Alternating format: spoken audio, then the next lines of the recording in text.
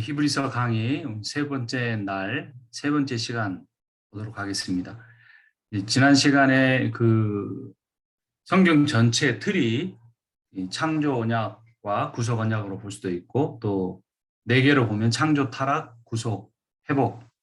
회복은 또 심판이기도 하고요. 그래서 창조와 타락에 대해 살펴봤습니다. 타락의 핵심이 단순한 불순종이 아니라 하나님처럼 되는 것이다. 인데 사실은 하나님처럼 되는 건 뭐냐면 예수 그리스도가 이 땅에 오셔서 보여주셨어요. 그 뭐냐면 섬김이다, 나눔이다, 사랑이다, 화목이다, 이런 충만한 교제다. 이런 사실을 보여주신 겁니다. 그래서 이제 그것이 구속 언약으로 오는데요. 구속 언약을 구약적 배경에서 어떻게 보여주냐면 출애굽기 24장에서 보여주는 것은 이제 그 혼인 언약식으로 이렇게 볼 수가 있는데요. 혼례라는 말이 그런 거죠. 혼인 예식 이렇게 되는데 이 출애굽기 21장, 23장은 20장은 이제 빠졌지만 20장은 십계명이죠. 20장까지 포함한 20장부터 23장까지가 어떻게 살아야 할 것인가에 율법, 주례사죠. 그 주례사에 의해서 그 이 표가 제일 위에 닿게 한번 해주시겠습니까? 주례사의 내용을 보면 3절에 모세가 와서 여호와의 모든 말씀과 그의 모든 율례를 백성에게 전하며 그들이 한 목소리로 응답하여 이르되 여호와께서 말씀하신 모든 것을 우리가 준행하리이다. 혼인서약 신랑 누구누구 구는 신부 누구누구 양을 맞아 평생 검은 머리 팥불이 되도록 서로 사랑하며 살겠느냐? 네, 그렇게 하겠습니다. 우리가 준행하겠습니다. 이렇게 대답하는 거죠. 7절에서도 우리가 준행하리이다. 이렇게 이야기를 했어요. 그런데 그렇게 말로만 하면 안 되고 뭔가 증거가 남아야 되는 거잖아요. 그래서 6장에 보면 짐승의 피를 뿌립니다. 모세가 피를 가지고 반은 여러 양품에 담고 반은 제단에 뿌리고, 이 혼인 예식에서는 반지를 끼우는데 이 구약 시대의 언약식에서는 피를 뿌렸어요. 이 피를 뿌린다는 말은 이 언약의 당사자인 하나님과 이스라엘 백성 중에 어느 쪽이라도 이 언약을 어기면 이 짐승처럼 죽을 것이다. 피를 흘리게 될 것이다. 라는 거죠. 자, 그래서 그런 모든 예식을 마치고 이제 24장 끝부분에 가면 그 피로연을 하는데 11절에 하나님이 이스라엘 자손들의 존귀한 자들에게 손을 대지 아니하셨고 그들은 하나님을 뵙고 먹고 마셨더라. 피로연을 하는 거예요. 자, 이 내용이 출애굽기 20장부터 24장의 이야기이고 거기 핵심은 언약의 피였어요. 그런데 이게 새 언약에서 어떻게 그 성취가 되는가 해서 주례사는 산상수훈입니다. 왜냐하면 산상수훈이 율법을 재해석했거든요. 살인하지 않았다고 하느냐, 형제에게 라갈하는 자만 살인하는 자와 같다. 뭐 이런 이야기. 그래서 정확하게 그 율법의 정신이 무엇인지, 율법은 문자로 지키는 게 정신이다. 이걸 말했어요. 그래서 이게 하나님의 나라의 백성이 어떻게 살아야 할지, 하나님의 백성이고 하나님과의 관계이기도 하지만 하나님의 신부이고 신랑이기도 하니까 그 혼인식의 그 주례사와 같은 겁니다. 혼인 서약은 주님을 따르는 거죠. 예수님이 제자들을 만날 때마다 나를 따르라 하셨어요. 약간 여담이지만 오늘날 시대의 문제는 그거라고 생각해. 여러분, 목회일까요? 제자도일까요? 목회라고 하면 어떻게든지 한 사람이라도 안 떨어져 나가게 하고 어떤 한 사람이라도 오면은 다 받아줘야 하는 건데 예수님은 그렇게 하지는 않으셨던 것 같아요. 물론 무리가 따라오는 것은 막지는 않으셨지만 그들이 피해서 많이 떠나셨거든요. 그리고 예수님께서 택하셨어요. 보고. 그리고 오히려 따라오려는 부자 청년한테는 안 된다 그러고 그냥 가만히 앉아있는 세관에 있는 마태한테는 더 욕심 많게 사는 사람한테는 따라오라고 하고. 예수님이 택하셨어요. 우리가 예수님이라는 말은 아니지만 오늘날 교회는 보편성도 갖고 있지만 거룩성도 가져야 되는데 보편성만 강조하다 보니까 80년대인가 90년대 가면서 열린 예배가 시작이 되고 모든 사람이 그냥 예수를 믿거나 안 믿건 무슨 생각을 하고 있건 교회만 나오기만 하면은 그 주일날 핵심적인 예배에 들어올 수 있게 해주다 보니까 점점점 말씀이 그들의 눈높이에 맞춰서 전파가 되고 그들이 이제는 원하는 것을 전하고 그렇지 않으면 또 교회를 쉽게 옮기는 이런 시대가 된 거죠. 그래서 완전히 제자도일 수는 없겠지만 저는 그런 생각도 해봐요. 목회자가 당신은 아직 준비가 안 된 것 같으니까 아직 교회 나오실 때가 아닌 것 같습니다. 뭐 성경 뭐 책도 좀 사드리고 성경도 하고 뭐 제가 개인적으로 신방 가겠지만 이런 신앙 고백을 할 때 우리의 예배 가운데 들어오실 수 있습니다. 이렇게 하면 그러니까 예배라는 게 그 사람한테 전도하는 시간은 아니거든요.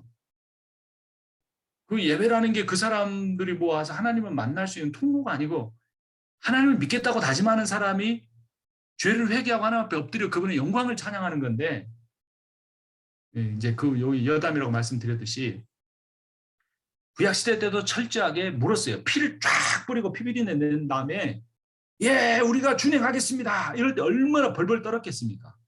뒤에 가면 나오지만 시내산에 막 천둥이 치고 번개가 쳤고 흑암이 있다가 없어지고 막 그런 상황에서 하나님하고 언약식을 맺을 때 얼마나 부들부들 떨었겠어요. 그리고 신약 시대 때 역시 예수님이 철저한 제자도를 가지고 불러내서 그들을 변화시켜 가셨죠. 그리고 혼인세약 반지는 짐승의 피 대신 예수께서 피 흘려 죽으십니다. 피로연 성만찬을 했죠. 떡을 주시고 이건 너희를 위하여 찢기는 내 몸이다. 잔을 주시고 너희를 위하여 흘리는 피다. 근데 내 언약의 새 언약의 피다라고 했죠. 자, 밑으로 내려가 봅니다. 이제 이러한 구약적 의미에서 신약 방금 제가 말씀드렸죠. 누가복음 22장 19절 또 떡을 가져 감사기도 하시고 떼어 그들에게 주시며 이르시되 이것은 너희를 위하여 주는 내 몸이라 그랬죠. 나를 기념하라. 20절에 저녁 먹은 후에 잔도 그와 같이 하여 이르시되 이 잔은 내 피로 세우는 새 언약이니. 이게 마태복음이나 다른 복음서에는 그냥 언약이라고 돼 있어요. 근데 누가복음만 이 병행 구절이 새 언약이라고 됩니다. 그러니까 누가가 굉장히 의사여서 예수님 그 겟세마네 동산에서 기도하실 때도 이 얼굴에 핏방울이 돼서 흘렀다는 것도 누가만 그렇게 기록하고 있어요. 자세한 묘사죠. 그리고 굉장히 구약을 아우르는 묘사에 새 언약이라고 표현한 것은. 그래서 예수님은 정확하게 알고 있었어요. 옛시대에 그 출애굽기 24장에 흘렸던 그 피 언약을 백성들이 어겼기 때문에 준행하겠습니다 했지만 준행하지 않았기 때문에 다 죽어야 하는데 이것은 구약이 아니라 옛 언약이 아니라 새 언약이다. 내가 너희를 위해 대신 피 흘려 죽겠다. 제물되어 피 흘려 죽겠다. 이걸 약속하는 거죠. 이게 구속이고 네 번째가 회복 또는 심판입니다. 그 9장 본문의 27절 28절을 보면 한 번 죽는 것은 사람에게 정해진 것이요 그 후에는 심판이 있으리니 이와 같이 그리스도도 많은 사람의 죄를 담당하시려고 단번에 들이신 바 되셨고 구원에 이르게 하기 위하여 죄와 상관없이 자기를 바라는 자들에게 두 번째 나타나시리라. 여기 보면 27절에는 심판이라는 단어가 있고 29절에는 구원이라는 단어가 있습니다. 그러니까 심판과 구원은 한 쌍이에요. 그리고 이 궁극적인 심판이 이루어지는 때는 언제냐면 부활이에요. 이번에 요한복음 5장 27절부터 29절 보면 또 인자됨으로 말미암아 심판하는 권한을 주셨느니라. 이를 놀랍게 여기지 말라. 무덤 속에 있는 자가 다 그의 음성을 들을 때가 오나니 이 선한 일을 행한 자는 생명의 부활로 악한 일을 행한 자는 심판의 부활로 나오리라. 그래서 정말 그러니까 이 구원과 심판은 종말적이라는 거죠. 그런데 모든 요소를 다 갖고 있어요. 과거적인 것도 있고 현재적인 것도 있고 종말적인 것도 있고. 근데 이건 어떤 면을 강조하느냐예요. 그러니까 바울이 창세전에 우리를 택하셨다는 말은 하나님의 은혜와 주권을 강조하는 거예요. 구원이 과거에 끝나고 결정되면서 뭐 이거 어떻게 할 수 없다. 하나님도 어떻게 할 수 없다. 하나님도 시간의 얼매에는 피조물이다. 이 말이 아니고 구원에 있어서 절대적인 하나님의 주권, 하나님의 절대적인 은혜를 강조하는 거예요. 그리고 그만큼 사도 바울이 구원받을 수 없는 존재로서 오히려 교회를 핍박하다가 극적으로 예수 그리스도를 만났기 때문에 그런데 자기가 인생을 돌아보니까 하나님이 옛날부터 준비를 해오셨던 거예요. 다. 그게 깨달아졌기 때문에 그 구원의 과정에 있어서 주권과 은혜를 강조하면서 창세전에 택했다 이 말이에요. 그게 단순히 비유라는 게 아니라 사실이지만 강조점이 거기에 있다는 거예요. 근데 이 강조점을 잃어버리면 어떻게 되느냐? 구원은 하나님이 다 정해놨어. 사람이 어떻게 못해. 이런 식으로 인간의 시간의 논리 안으로 구원을 끌고 와서 오히려 구원의 역동성을 약화시켜버리는 거예요. 그리고 구원의 그 핵심은 현재적입니다. 현재. 왜냐하면 우리가 구원을 협소하게 생각하면 지옥 안 가는 거예요. 조금 더 구원을 확장시키면 천국 가는 걸 구원이라고 생각해요. 아니에요. 전혀 아닙니다. 천국이란 장소적 개념도 문제지만 구원이라는 것은 하나님과의 관계예요. 그리고 구원이라는 건 하나님 자체예요. 그러니까 구원받았다는 말은 내가 그 구원이신 그 생명이신 하나님을 사랑한다는 거고, 내가 완벽하진 않지만 그 하나님을 향해 가는, 내 본질적인 삶의 중심이 하나님을 향해 가는 그 상태가 구원이라는 거예요. 구원이라는 어떤 증을 나눠준 게 아니에요. 우리가 뭐 미국 시민권 제가 받고 뭐 여러분 목사님들 호주 시민권 있으신지 모르는데 시민권 갈 때 문제 외워가지고 가잖아요. 미국 대통령 몇 대 대통령이 뭐였는지 국가가 뭐였는지 외워가지고 가서 미 합중국 뭐 국민으로서 이렇게 다 하면 살겠느냐?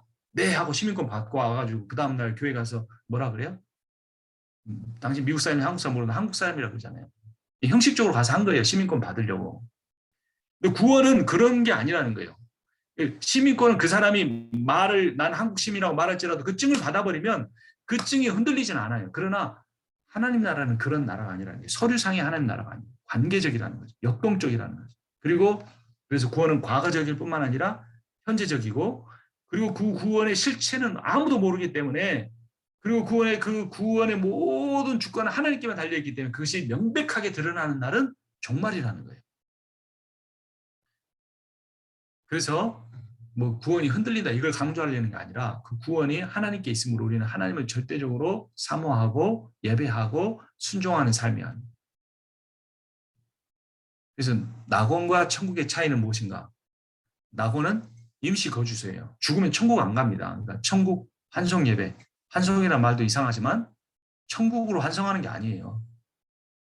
성경에서 천국이라는 단어가 쓰여진 걸 보면 거의 마태복음인데, 그 마태복음이라는 것이 그 원래는 하나님의 나라인데, 하나님이라는 단어를 쓸 수 없기 때문에 하나님이 계신 임재의 장소를 하늘로 바꾸는 거죠. 그래서 하늘의 나라라고 한 건데, 그거를 한자로 바꾸니까 천국이 됐는데, 이 천국이란 말이 뭐하고 비슷해요? 천당하고 비슷하니까 옛날에 그냥 천당 간다. 그러니까 천국 간다. 천국은 죽어서 가는 곳이다. 이렇게 되는 거예요. 낙원입니다. 그리고 낙원은 임시 거주소고, 낙원에 하나님과 있던 영혼들도 다 부활할 때 몸을 가진 육체로 예수 그리스도 앞에 서서 29절 다시 읽어보면 선한 일을 행한 자는 생명의 부활로, 악한 일을 행한 자는 심판의 부활로 나오게 될 겁니다. 자, 이제 9장을 마쳤고 10장에는 그 천국이 궁극적인 천국, 새하늘과 새 땅으로서 재림 이후에, 부활 이후에 이루어질 그 천국은 믿음 있는 사람이 간다라는 겁니다. 1절부터 보면 율법은 장차 올 일의 그림자일 뿐이요 참 형상이 아니므로 해마다 늘 드리는 같은 제사로는 나오는 자들을 언제나 온전하게 할 수 없느니라. 그렇지 아니하면 섬기는 자들이 단번에 정결하게 돼 다시 죄를 깨닫는 일이 없으리니 어찌 제사 드리는 일을 그치지 아니하리요. 그러나 이 제사들은 해마다 죄를 기억하게 하는 것이 있나니 이는 황소와 염소의 피가 능히 죄를 없이 하지 못합니다.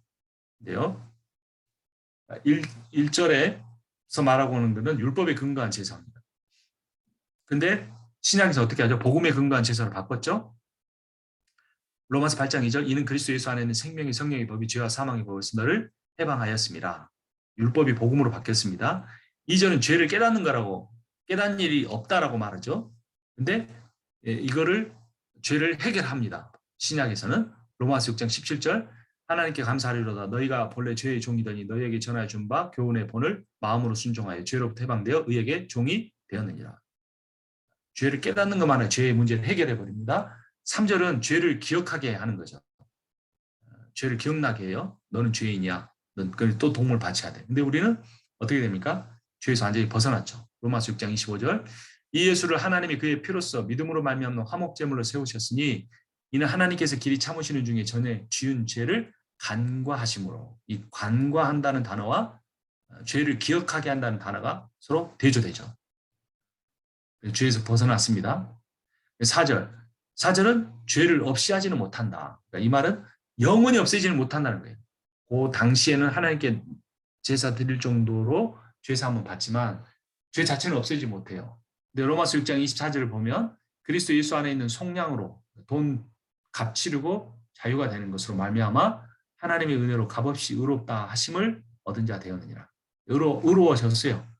죄 다 없어졌습니다. 밑으로 가봅니다. 5절을 보면 그러므로 주께서 세상에 임하실 때 이르시되 하나님이 제사와 예물을 원하지 아니하시고 오직 나를 위하여 한 몸을 예비하셨도다. 좀 표현이 좀 이상하죠. 나를 위해 한 몸 예비하신 예수님의 성육신을 해주셨다 이런 의미죠. 성전이 되어서 성전을 완성하실 이의 성육신, 육신을 이루심. 요한복음 2장 18절에 표적을 요구했죠. 유대인들이. 그러니까 19절에 예수께서 말씀하시기를 이 성전을 헐라 내가 사흘 동안에 일으키리라. 그래서 46년 동안 지은 성전을 어떻게 사흘 만에 세우느냐 어리석다고 했죠. 이 사흘은 예수님이 죽고 부활하신 기간의 3일입니다. 그래서 예수님은 이제 부활하심으로 목적이 어디에 있던 거죠? 예수님이 허무신 거물로서의 성전을 회복하는 것. 부활은 곧 예수님이 성전 되심이고 부활의 신앙 고백을 하는 사람들이 예수가 보내신 성령을 받아 성전 공동체를 이루는 겁니다. 7절에 보면 이에 내가 말하기를 하나님이 보시옵소서 두루마리 책에 나를 가리켜 기록된 것 같이 하나님의 뜻을 행하러 왔나이다. 그래서 하나님의 뜻은 예수님이 죽고 부활하셔서 성전 되는 거였고 그것을 이제 완성하신 거죠. 구약 제사로 이룰 수 없었던 구원의 길을 완성하신 겁니다. 8절에서 10절의 내용은 구약의 제사를 폐하고 신약의 구원을 완성하신다라는 의미인데요. 8절을 보면 8절이 제일 위로 가게 해주십시오. 8절에 보면 위에 말씀하시기를 주께서는 제사와 예물과 번제와 속죄제는 원하지도 아니하고 기뻐하지도 아니하신다 하셨고 이는 다 율법을 따라 드리는 것이니라. 이 율법 따라 드린 구약 제사는 기뻐하지 않으신다는 거죠. 그 이유가 뭐였을까요? 좀 위로 올려주세요. 이사야서 1장 11절에 보면 이사야 선지자가 그때 당시의 상황을 이렇게 묘사를 합니다. 여호와께서 말씀하시되 너희의 무수한 재물이 내게 무엇이 유익하뇨?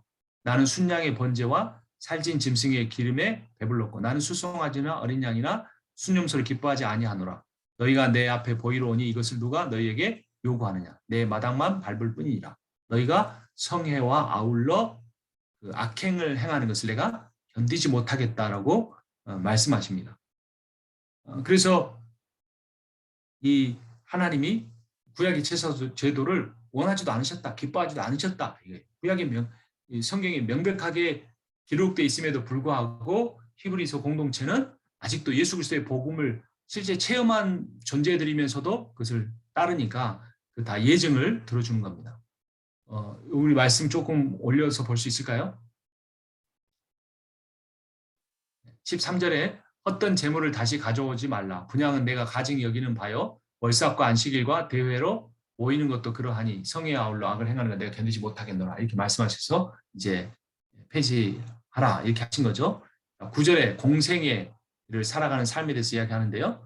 하나님의 뜻에 완전히 순종하는 삶을 사시는 게 됩니다. 그래서 히브리서 5장을 보면 8절부터 그가 아들이시면서도 받으신 고난으로 순종함을 배워서 온전하게 되셨은즉 자기에게 순종하는 모든 자에게 영원한 구원의 근원이 되시고 하나님께 멜기세덱의 관찰을 따른 대제사장이라 칭함을 받으셨느니라. 세 번째는요. 10절 이를 위해 예수께서 십자가에 죽으신 이야기인데요. 단번에 예수께서 영원한 제물이 되셨다 이야기합니다. 그러니까 구약의 제사는 계속 반복돼야 되지만 예수님은 단번에 그것을 하셨습니다. 그리고 그것을 이루기 위해서 예수께서 십자가에 죽으셨다는 게 빌립보서 2장 5절 이하에 나옵니다. 7절에 보면 그냥 7절을 보겠습니다. 오히려 자기를 비워 종의 형체를 가지사 사람들과 같이 되셨고 사람의 모양으로 나타나서 자기를 낮추시고 죽기까지 복종하셨으니 그 십자가에 죽으심이라. 그래서 예수께서 제물이 되셔서 죽으심으로 그걸 완전한 단번에 영원한 제사를 이루셨다인데요. 신구약의 제사의 차이가 위에 딱 걸리게 해주세요. 이게 이제 9장의 내용과 반복이 되는데요. 이게 반복돼야 될 구약의 제사는 반복돼야 되는 겁니다. 11절이 그것을 말해주는데 제사장마다 매일 서서 섬기며 자주 같은 제사를 드린다. 하반절은 이 제사는 언제나 죄를 없애기 못한다. 반복성과 그 밑에는 죄를 완전히 없애지 못하는 것을 이야기하는데 그게 이제 12절부터 14절에서는 영원한 효력이 있다. 이걸 바꾸고 15절부터 18절은 죄와 불법을 완전히 없애서 기억할 필요도 없다고까지 이야기를 합니다. 그래서 18절에 보면 18절만 읽으면 이것들을 사하셨은즉 다시 죄를 위하여 제사 드릴 것이 없느니라. 제가 제사를 반복할 필요가 없는 거죠. 그래서 결론적으로 새 언약과 구원의 길이 딱 위에 걸리게 해주십시오. 새 언약과 구원의 길을 제시를 해 주는데요. 첫 번째는 예수로 인해 구원의 길이 열렸다는 겁니다. 19절에 보면 그러므로 형제들아 우리가 예수의 피를 힘입어 성소에 들어갈 담력을 얻었나니 새 길이 열린 거죠. 위로 좀 올려주시겠습니까?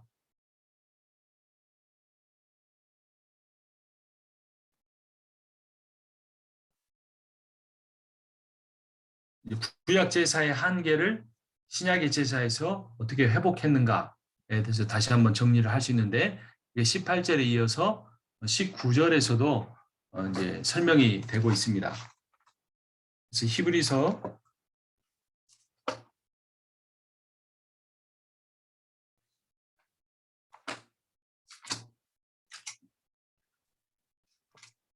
화면 조정해 주세요. 화면 조정. 나머지 구절을 보면요. 20절에 그 길은 우리를 위하여 휘장 가운데로 열어놓으신 새로운 살 길이요. 휘장은 곧 그의 육체니라. 또 하나님의 집 다스리는 큰 제사장이 계심에 우리가 마음의 뿌림을 받아 악한 양심으로부터 벗어나고 몸은 맑은 물로 씻음을 받았으니 참 마음과 온전한 믿음으로 하나님께 나아가자. 새 언약, 앞에서 옛 언약은 반복되고 효력이 지속되지 않는데 새 언약이 어떻게 그것을 바꾸었는가. 예수로 인해 새로운 길이 열렸다는 걸 이야기하고요. 23절부터 25절은 그렇게 구원의 길이 열렸다는 걸로 끝나지 않고 여기서부터 이제 중요한 내용이 시작이 되는데 요약하면 사랑과 선행을 격려한다는 겁니다. 23절에 약속하신 이를 믿으신 우리가 믿는 도리의 소망을 움직이지 말고 굳게 잡고 서로 돌아보아 사랑과 선행을 격려하며 모이기를 패한 어떤 사람들의 습관과 같이 하지 말고 오직 권하여 그날이 가까움을 볼수록 더욱 그리하자. 그 단회적이고 영원한 효력이 없는 제사와 달리 영원한 효력을 단번에 드린 제사, 이게 어떤 신학적으로만 비교되는 것이 아니라 그 신학적 차이가 결국 뭐를 갖고 오느냐? 삶의 차이, 그 열매의 차이를 만들어낸다는 것이 히브리서 기자가 강조하는 겁니다. 그리고 핵심은 사랑과 선행을 격려해서 그것을 계속 이루어가고 그것이 어떻게 되는가? 자꾸 모여서 그 서로 교제하고 철이 철을 날카롭게 한과 같이 서로를 이렇게 세워간다는 거죠. 세 번째는 한 번 받은 구원을 그래서 욕되게 하지 않아야 한다는 거예요. 그래서 1번에서 2번에서 사랑과 선을 격려하지만 그 반대의 경우 어떻게 되는가? 26절 우리가 진리를 아는 지식을 받은 후 짐짓죄를 범한 즉 다시 속죄하는 제사가 없다.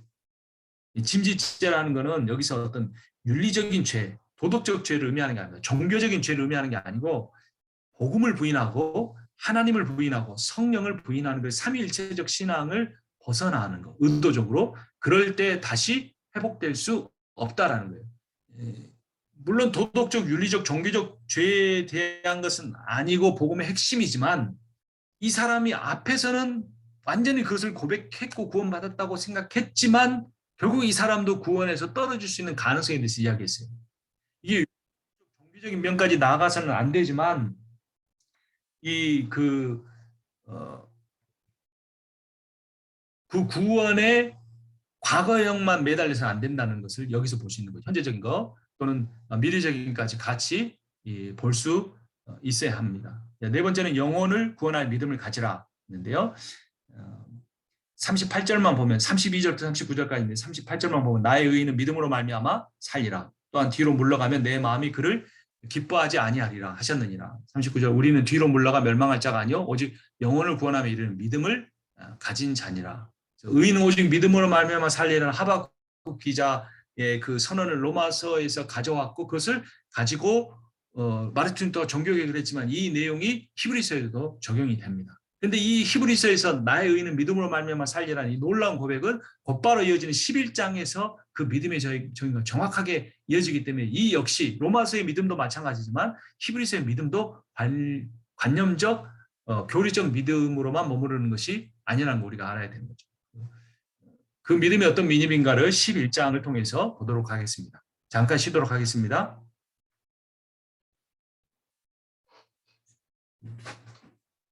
네, 제가 배터리만 좀 꽂고 다시 하겠습니다.